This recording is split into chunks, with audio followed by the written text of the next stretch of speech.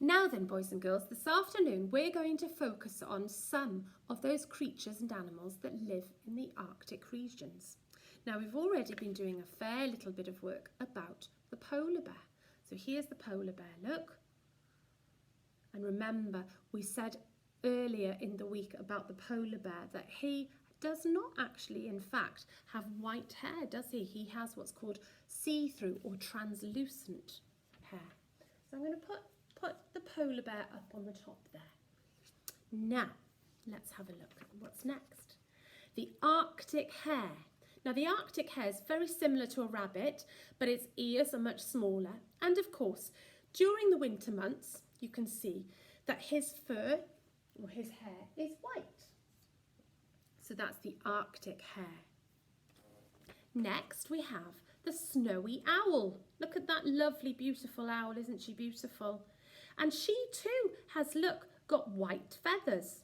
Because of course, when they live in a very snowy place, they need to hide and they need to camouflage, don't they? And that's how they do it.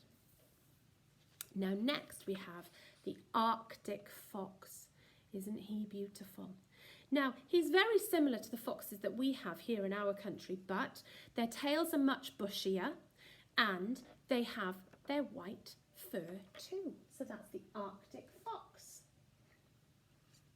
Next we have the orca, an orca whale. And they live in the water, of course. Okay, so the orca whale. I'll just put her up there.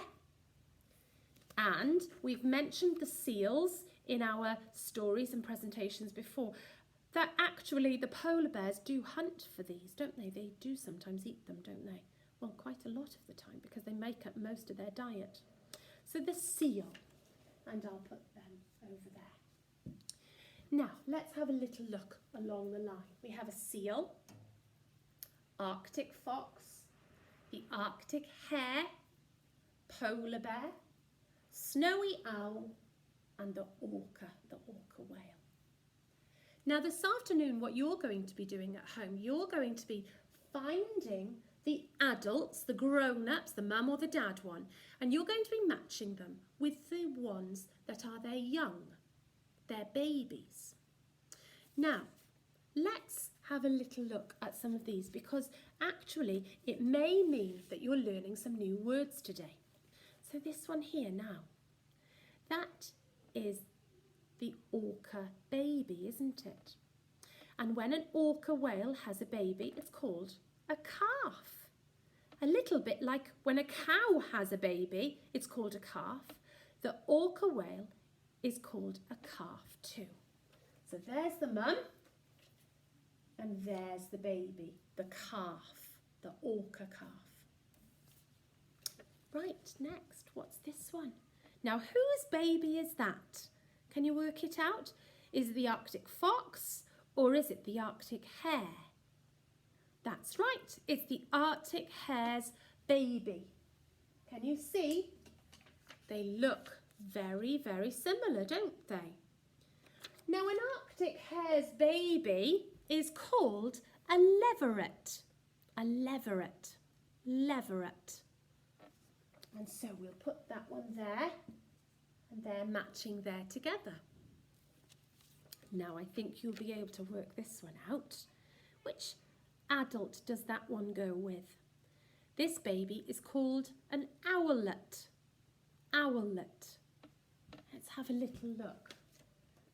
Is it here? Is it there? Yes, it certainly is. An owlette is a snowy owl's baby. All baby owls are called owlettes. Next, right, what do we have here? This is called a cub. A cub. Let's have a little look. Where's this one's mum?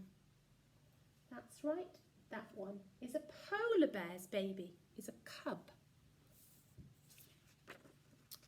Now, whose baby is this one? It's the Arctic hare, the Arctic fox, isn't it? That's that mum.